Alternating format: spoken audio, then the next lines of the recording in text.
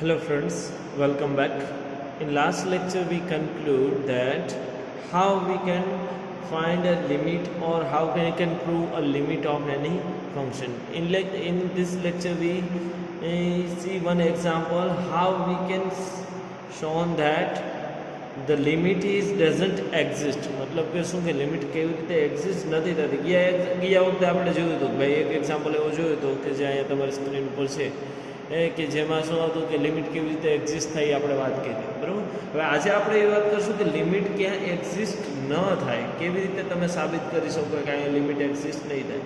For example here we have one example.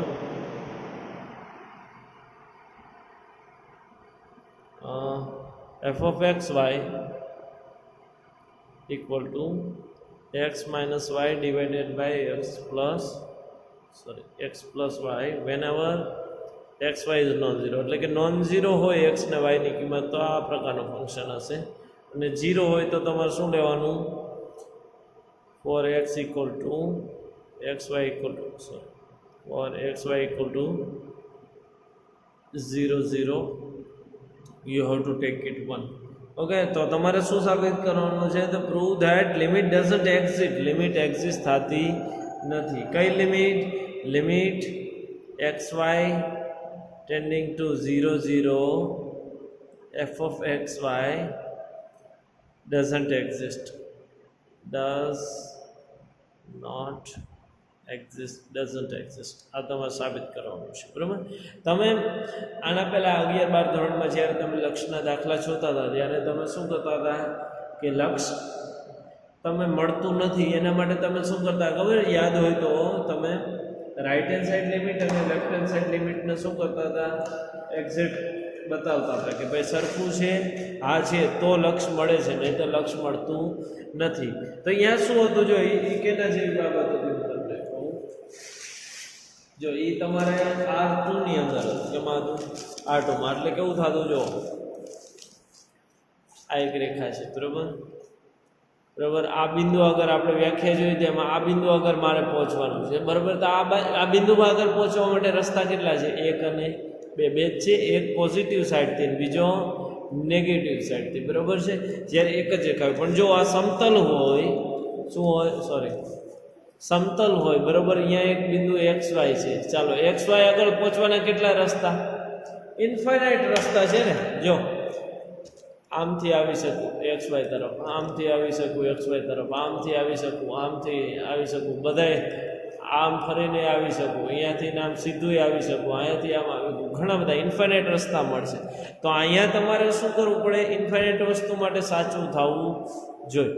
અહીંયા શું હતું? ખાલી બે જ રસ્તા હતા કે જમણી બાજુની લિમિટ અને ડાબી બાજુની લિમિટ સરખી થવી જોઈએ. હવે અહીંયા વ્યાખ્યા એ પ્રમાણે હતી. મેં તમને વ્યાખ્યા કરતી વખતે કીધું હતું કે કોઈ પણ રસ્તેથી તમે આવો, જો લિમિટ એની લક્ષ્ય શું થતું હોય એક જ હોય તો લક્ષ્ય એક્ઝિસ્ટ છે એવું કહેવાય બરાબર.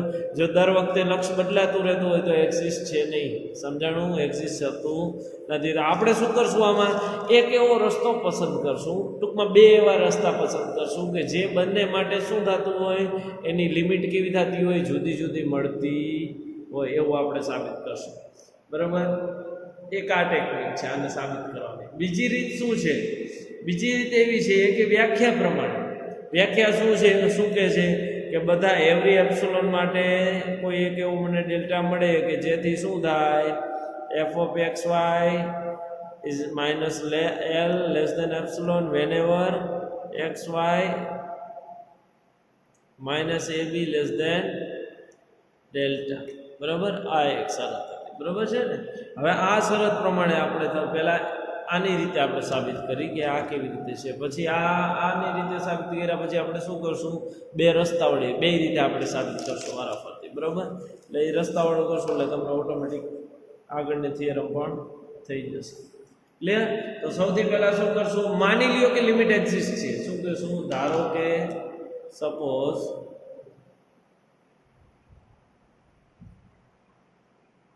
Limit is exist. So limit is exist. That means what? Limit exist થાય એનો મતલબ શું થાય? That means that is limit x, y tending to 0 0 f of x y equal to some number l. L આપણે કહી દઈએ જે limit મળે છે એને હું શું નામ આપી દઉં, એલ નામ આપી દઉં. તો વ્યાખ્યા પ્રમાણે શું થાય, આ લિમિટ એક્ઝિસ્ટ થતી હોય તો therefore for each epsilon greater than 0 there exists delta greater than 0 such that શું થાય, ડેલ્ટા ગ્રેટર ધેન 0 માટે શું મળશે તમને, x minus y છેદમાં x plus y minus l less than epsilon whenever, ક્યારે આ વસ્તુ સાચી પડી જોઈએ, whenever modulus of x minus 0 નો વર્ગ વત્તા y minus 0 નો વર્ગ is less than ડેલ્ટા થાય. સમજાણું, આ વસ્તુ થવી જોઈએ. તો ચાલો હવે આપણે આને આ બધા એપ્સિલોન માટે સાચું છે. જો એમ એ શું કર્યું, n થી લઈને સાબિત ધારી લો કે લિમિટ મળે છે. હવે હું શું કરીશ, જો લિમિટ મળતી હોય તો આ બધું સાચું પડે, હા એના ઉપરથી બીજું સાચું પડે, બધું સાચું પડતા પડતા આપણે છેલ્લે એક એવું સ્ટેપ લાવશું કે જે સનાતન સત્યને ઉલટાવતું હોય. શું કરતું હોય, સનાતન સત્યને ઉલટાવતું હોય ને એ આપણે શું કહેશું, એને કોન્ટ્રાડિક્શન કહેશું કે જો ભાઈ આ કોન્ટ્રાડિક્શન તમને મળી ગયું. ક્લિયર? ચાલો, તો બધા એપ્સિલોન માટે સાચું છે તો એપ્સિલોન ઇક્વલ ટુ 1 માટે પણ સાચું થાય, હા થાય. તો એપ્સિલોન બરાબર 1 for epsilon equal to 1 we get delta. Delta બધા માટે જુદો જુદો હોય. એપ્સિલોન ઇક્વલ ટુ 1 લો તો ડેલ્ટા 1 થાય, ડેલ્ટા 2, ડેલ્ટા 3 એ આગળ કોન્સેપ્ટ છે બધા માટે. એ હોય શું હોય ની કાંઈ હોય તો તમે આગળ ભણશો, બરાબર. ડેલ્ટા મળે ગ્રેટર ધેન 0 સચ ધેટ શું થતું હોય, x સ્ક્વેર વત્તા y square less than delta, બરાબર. આ વસ્તુ સાચી પડે છે, બરાબર. આ ડેલ્ટાને હજી આ રીતે મારે લખવું હોય તો લખી શકાય, વર્ગમૂળમાં x square minus y square delta. જો કેમ, જો અહીંયા તમે ડેલ્ટા ગ્રેટર ધેન 0 છે, ચાલો માની લ્યો કે અહીંયા ડેલ્ટા 1 મળે છે, બરાબર. તો અહીંયા મેં આગળનો સ્ટેપ લખ્યું હતું ને, x square plus y square is less than delta 1. બે બાજુ વર્ગમૂળ લો તો શું થાય, x square plus y square વર્ગમૂળમાં લેસ ધેન ડેલ્ટા 1, વર્ગમૂળમાં ડેલ્ટા 1 ને એને નવું નામ આપી દઉં ડેલ્ટા. ન સમજાણું હોય તો હજી એકવાર પાછળ લઈને બીજી વાર સાંભળજો, મેં શું કીધું એ સાંભળી લેજો. ક્લિયર? ત્યારે શું થાય, આવું હોય ત્યારે શું થાય, x minus y x plus y minus L less than 1 થાય ને.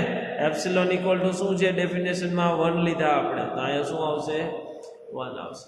હવે આ જ્યારે આવો ડેલ્ટા હોય તો આ વસ્તુ સાચી પડે. તો ચાલો એવો એક એને એક્સ વાયની કિંમત શોધો. ટેક એક્સ વાય તરીકે હું શું લઉં, જો અહીંયા ધ્યાન આપજો, એક્સ વાય તરીકે હું લઉં 1/2 ડેલ્ટા 0 લઉં તો શું થાય, જો 1/2 ડેલ્ટા 0 માટે લઉં તો વર્ગમૂળમાં 1/2 ડેલ્ટાનો વર્ગ વત્તા વાયની જગ્યાએ શું મૂકવાનું હોય, 0 નો વર્ગ, શું થાય ડેલ્ટા સ્ક્વેરના છેદમાં 4 એટલે કે ડેલ્ટા બાય 2, કે જે ડેલ્ટા કરતાં શું હોય, હંમેશા નાનું હોય કે ન હોય, આ હોય સાહેબ, ઓલવેઝ હોય. ડેલ્ટા બાય અડધું કરવું તો હંમેશા નાનું જ હોય ને આખા કરતાં. ક્લિયર? તો આ વસ્તુ આ એક્સ વાય માટે તમને લેસ ધેન ડેલ્ટા મળે છે, તો એનો મતલબ શું કે આ વસ્તુ સાચી પડી જોઈએ આવા એક્સ વાય માટે, આ થવી જોઈએ. તો ચાલો એક્સની જગ્યાએ આ બાજુ મૂકો જોઈએ 1/2 ડેલ્ટા, 1/2 ડેલ્ટા માઇનસ 0 છેદમાં 1/2 delta plus 0 minus L less than equal to 1. શું લીધું, લેસ ધેન 1 લઈ લીધું. ક્લિયર? ચાલો હવે આપણે આગળ એને સિમ્પ્લિફાય કરીએ. ચાલો કિંમત મૂકો જોઈએ.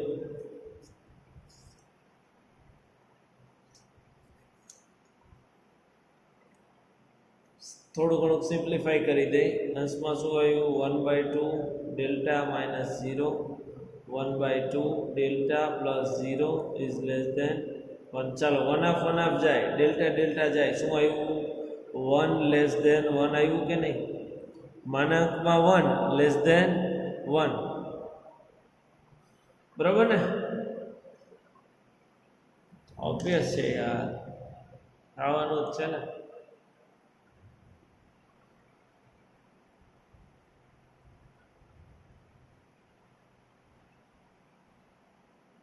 ઓ સોરી.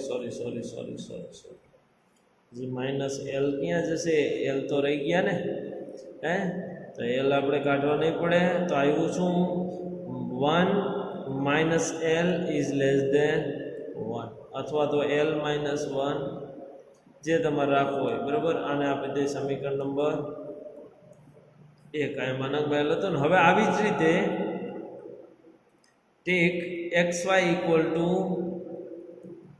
0 1/2 ડેલ્ટા.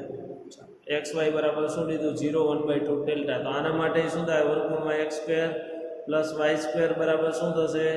વર્ગમૂળમાં delta square by 4 equal to delta by 2. Same process આવે છે. બરાબર, લેસ દેન ડેલ્ટા. તો આ વસ્તુ ડેલ્ટા કરતાં નાની થઈ, આ xy પણ ડેલ્ટા કરતાં નાના થયા. તો સૂત્ર પ્રમાણે શું થાય? મોડ્યુલસમાં x ની જગ્યાએ 0 માઇનસ 1/2 ડેલ્ટા છેદમાં 0 પ્લસ 1/2 ડેલ્ટા. બરાબર ને? પછી આ માઇનસ એલ લેસ દેન 1. ચાલો 1/2 શું થાય? કેન્સલ થાય. વધ્યું શું? ડેલ્ટા ડેલ્ટા કેન્સલ થાય. વધે શું?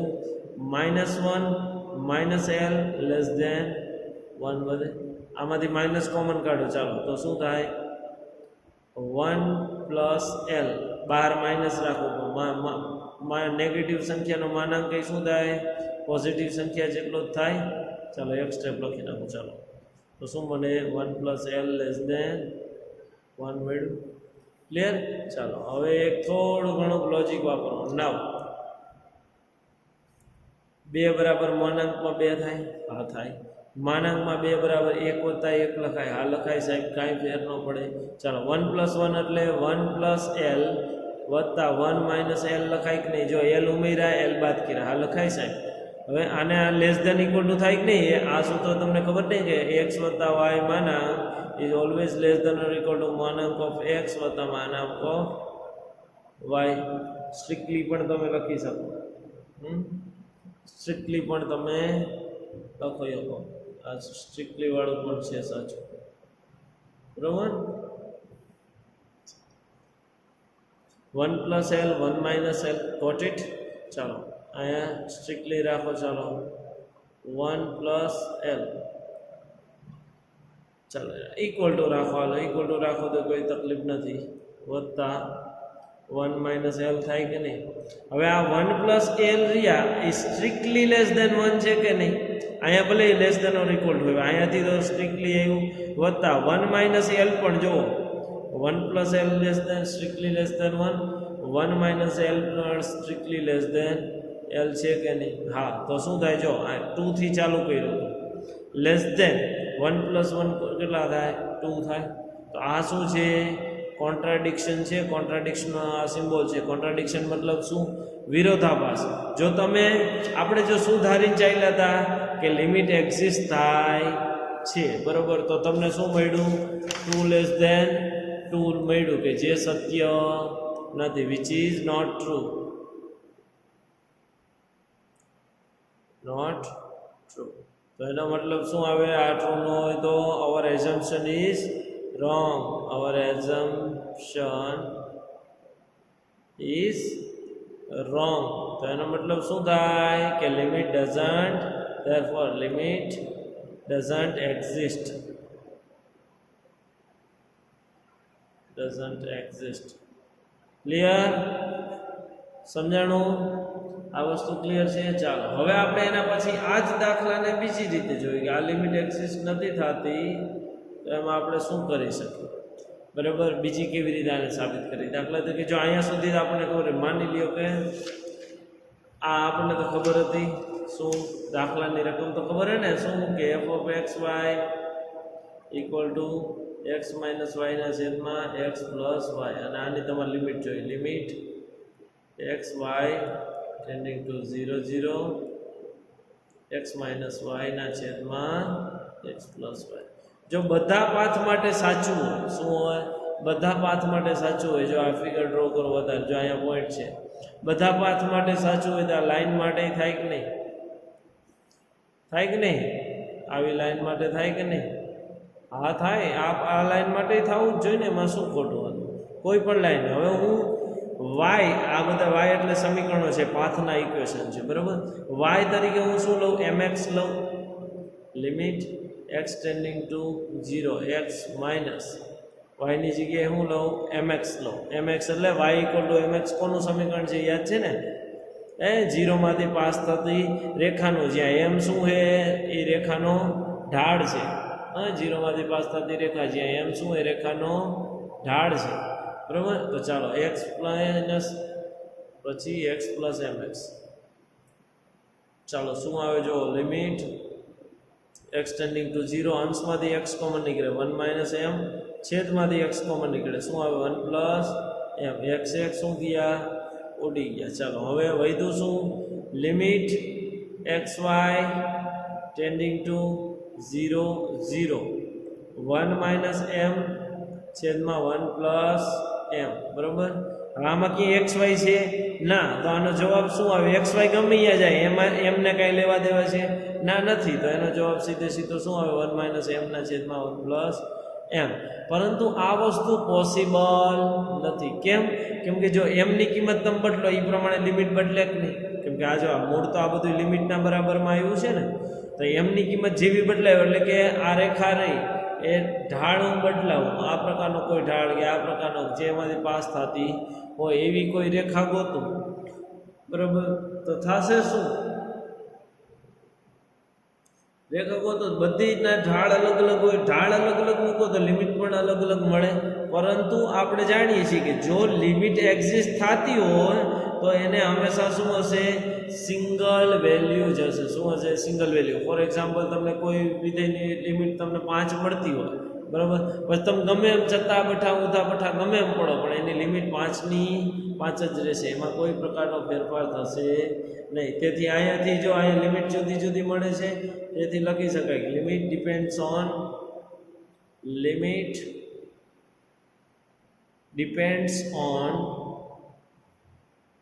On value of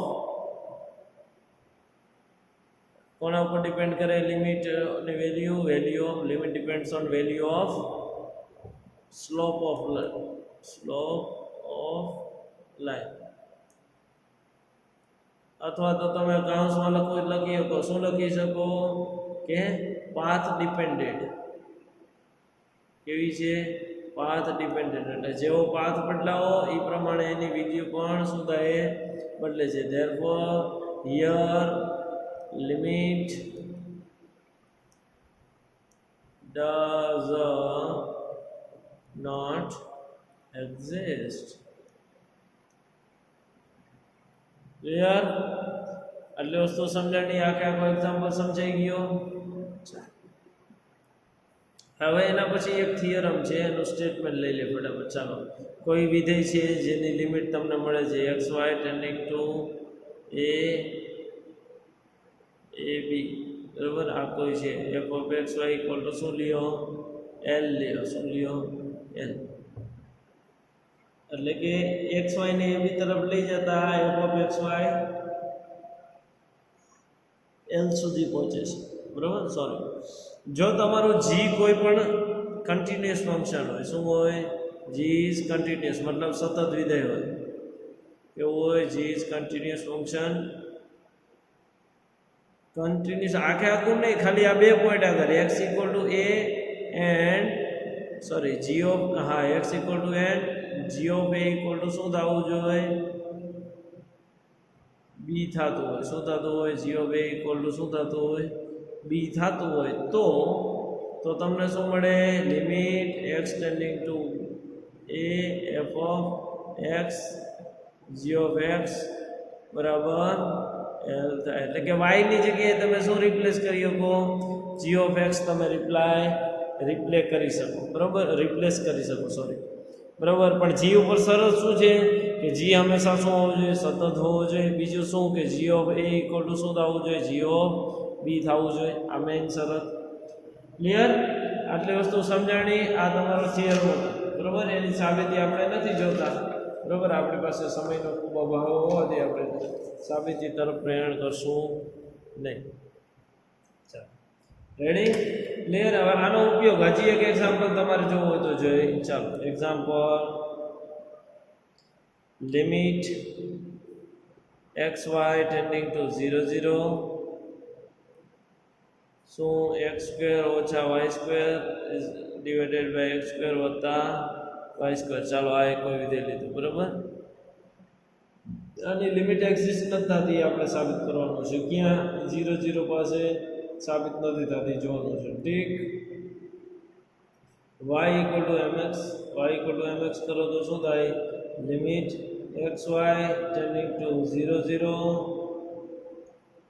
y equal to જો x સ્ક્વેર એમનો y સ્ક્વેર બરાબર શું થાય? Minus m square x square.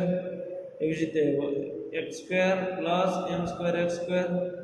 હા બસ ઘણું ઇક્વલ ટુ શું થાય? Limit xy tending to 0 0 x square common કાઢો, વધે શું? 1 માઇનસ m સ્ક્વેર છેદમાં શું વધે? 1 પ્લસ m સ્ક્વેર. અહીંયા પણ એવું જ થશે. x x શું થાય? કેન્સલ થઈ જાય, આગળના દાખલામાં કર્યા તેવા. અને અહીંયા પણ જો xy ઉપર m ડિપેન્ડ રહેતો નથી, તો m તેથી શું થાય? 1 માઇનસ m સ્ક્વેર બરાબર 1 માઇનસ m સ્ક્વેરના છેદમાં 1 plus m square, which doesn't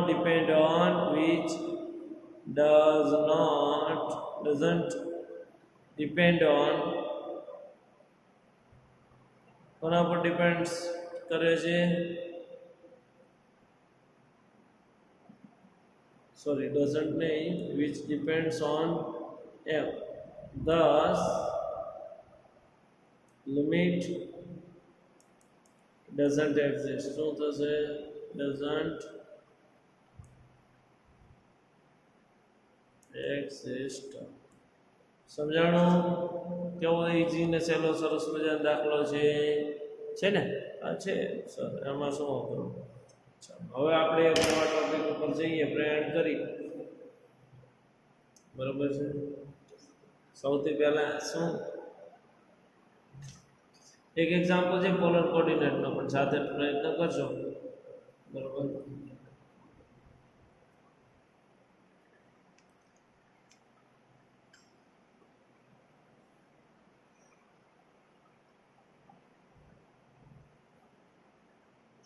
iterated limit એની વાત કરશું. ઇટરેટેડ લિમિટની વાત કરી. ચાલો આપણે અહીંયા સુધી આ જાણીતા છે. Limit x y tending to 0 0 f of x y equal to L. આના પ્રત્યે જાણીતા છો. જો અહીંયા પણ બે લિમિટ, જો એક્સ એ 0 તરફ જાય છે અને વાય પણ ક્યાં જાય છે? 0 તરફ જાય છે. તો હવે હું શું કરું? જો બે નોખું કરી નાખું તો અહીંયા તો બધું ભેગું છે ને. અલગ કરું તો શું કરવાનું થાય? જો limit x tending to 0 limit y tending to 0, પછી અહીંયા f of x y equal to L. આનો બેઝિકલી મિનિંગ શું થાય કે પહેલા ભાઈ વાય ઇક્વલ ટુ 0 મૂકો એટલે થશે શું? જો આને બે સ્ટેપમાં લખવું હોય તો આવી રીતે લખી શકાય. બે સ્ટેપમાં રૂપાંતર કરવાનું. સૌથી પહેલાં શું કરવાનું? લિમિટ એક્સ ટેન્ડિંગ ટુ 0 બહારનું એમના આ લિમિટને કાઢવી તો શું કરવાનું? એફ ઓફ એક્સ વાયની જગ્યાએ શું મૂકો? 0 મૂકો. મુકાઈ ગયું. ચાલો ઇક્વલ ટુ એલ એમના. પછી એના પછીનું સ્ટેપ શું કરવાનું? લિમિટ હાવ કાઢી નાખવાની. એફ ઓફ એક્સની જગ્યાએ 0 વાયની જગ્યાએ 0 હતા જ બરાબર એલ થાય. સમજાણું? This is the iterative limit. Iterative છે ને? હા, ઇટરેટેડ લિમિટ ઓફ, ઇરિટેટેડ નહીં પણ iterated limit of any function f. બરાબર. હવે એક ચોક પાડી દઉં. શું કે જો આ લિમિટ એક્ઝિસ્ટ થતી હોય, બરાબર, સોરી આમાં ખાલી અંદરની લિમિટ અને બહારની લિમિટ, આને બે રીતે લખી શકાય ને. એક તો આ રીત છે, બીજી રીત લખવું હોય તો શું કરી શકાય? Limit y tending to 0 limit x tending to 0 f of x y equal to L. ટૂંકમાં શું, જો કે પહેલા વાયની લિમિટ આપો પછી એક્સ આપો, ને અહીંયા શું કરો? પહેલા એક્સની લિમિટ આપો પછી વાય આપો. તો થશે શું? થશે એવું કે બેમાં એવું બની શકે બે ડિફરન્ટ વેલ્યુ મળતી હોય. ઇવન ડિફરન્ટની ક્યાં વાત કરો છો? એવું બને કે એક્ઝિસ્ટ જ ન થતી હોય, એકાદી થતી હોય એકાદી ન પણ થાય, એવું પણ બની શકે. બને ક્યારેક બે લિમિટો એક્ઝિસ્ટ થતી હોય. એટલે પછી આ કોનો ઉપર આધારિત રાખે? જેવા સર્કમસ્ટન્સીસ, જે પ્રકારની પરિસ્થિતિ એ પ્રમાણે એ આગળ ઓલું થાય છે. ક્લિયર? ઇટરેટેડ જ આવડે. ઇટરેટેડ લિમિટ વિશે ક્લિયર થઈ ગયું. શું છે ઇટરેટેડ લિમિટ? ચાલો ઇટરેટેડ લિમિટને અનુલક્ષીને એક ઉદાહરણ આપણે કરી. અને હા, બીજી એક અગત્યની વસ્તુ કે ઇટરેટેડ લિમિટ જો બંને અલગ અલગ આવતી હોય, એટલે કે આની કિંમત કંઈક L1 આવતી હોય, આની કિંમત L2 આવતી હોય, તો તમે કહી શકો જો પ્રોપર લિમિટ એટલે કે આ લિમિટ એક્ઝિસ્ટ થતી હોય તો તમે આના વિશે કાંઈ લાંબુ કહી શકાય નહીં. પણ જો આ બંને એક્ઝિસ્ટ થતી હોય અને બંનેની કિંમત કેવી આવતી હોય, સરખી આવતી હોય, તો તમે કહી શકો કે આ એક્ઝિસ્ટ થશે. ટૂંકમાં એનો મેઇન એસ્પેક્ટ શું છે ખબર છે કે જો આ બંનેની કિંમત L1 અને L2 જુદી જુદી આવતી હોય ને L1 L2, તો એનો મતલબ શું કે જે આ લિમિટ રહી ને એ એક્ઝિસ્ટ થશે નહીં. સમજાણું? આ લિમિટ એક્ઝિસ્ટ થશે નહીં. જો આ બંને મળતી હોય પણ બે શું હોય, જુદી જુદી હોય. ઘણી વાર એવું બને નોય મળે તો એ બની શકે, ચાલે. બરાબર? સમજાણું? ઇરિટેટેડ મેટ્રિક્સનો ઉપયોગ શું? ફોર એક્ઝામ્પલ આપણે વાત કરીએ. એક્ઝામ્પલ એક દાખલો આપેલો છે આ જ વાળો limit xy tending to 0 0 x² minus y² divided by x² plus y². આ તમને આપેલું છે. બરાબર? હવે આમાં શું કરો, y ઇક્વલ ટુ જો પહેલાં આને બે રીતે કરીએ કે આપણે આ રીતે કરશું. Limit x tending to 0 limit y tending to 0 આખે આખો વિધેય એમના x² માઇનસ y² ના છેદમાં x² પ્લસ y² આખે આખો એઝ ઇટ ઇઝ. તો જો પહેલાં y ઇક્વલ ટુ 0 મૂકો તો શું થાય, લિમિટ x ટેન્ડિંગ ટુ 0 બહારનું તો એમનામ x² y ની જગ્યાએ 0 મૂકો શું થાય, જતું રહે. છેદમાં પણ શું આવશે, x² જતું રહે. x² જાય, વધે શું, ખાલી ઓનલી 1. એવી રીતે હવે ઉલટી લિમિટ y ટેન્ડિંગ ટુ 0. જો આમાં ઘણી વાર એવું થતું કે ને બે બાજુથી જોવું પડે નહીં તો તકલીફ પડી જાય. x tending to 0 x² minus y² ના છેદમાં x² પ્લસ y². ચાલો શું કરો, x ની જગ્યાએ 0 મૂકો શું આવે, માઇનસ y² ના છેદમાં y². અહીંયા જે આગળનો જે ભાગ રહ્યો એ એમનો લિમિટવાળો આગળનો ભાગ આખે આખો એમનો y² જાય, વધે શું, માઇનસ 1. જો બંને લિમિટ કેવી આવી, જુદી જુદી આવી, તો તમે એમ કહી શકો કે limit xy tending to 0 0 f of xy doesn't exist, does not exist. સમજાણું? આ એક્ઝિસ્ટ થશે નહીં. ક્લિયર? આટલી વસ્તુ રેડી?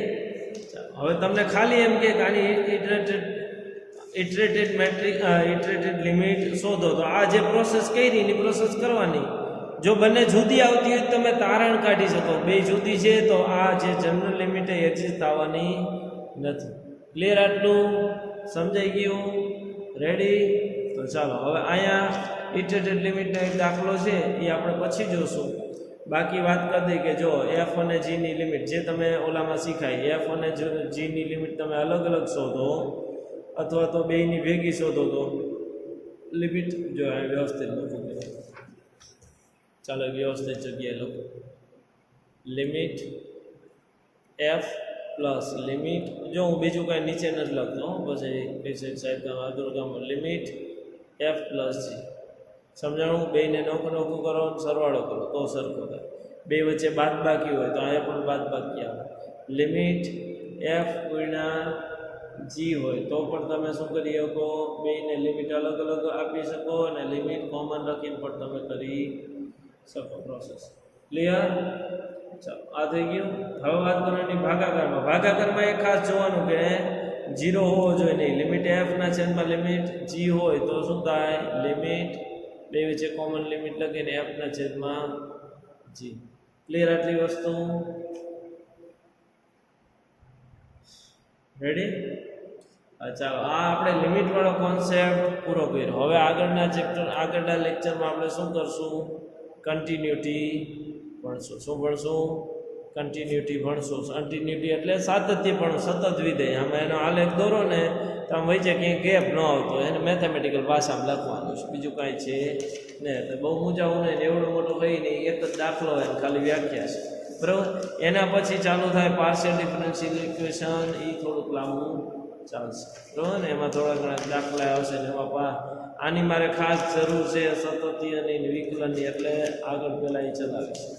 ક્લિયર? એ થોડોક મોટો પોર્શન છે, જેટલા થાય એટલા 2-4 દાખલા ગણાવશું, પછી આપણે મૂવ ઓન કરશું. રેડી? આ લેક્ચર આપણે અહીંયા રાખી. Thank you very much.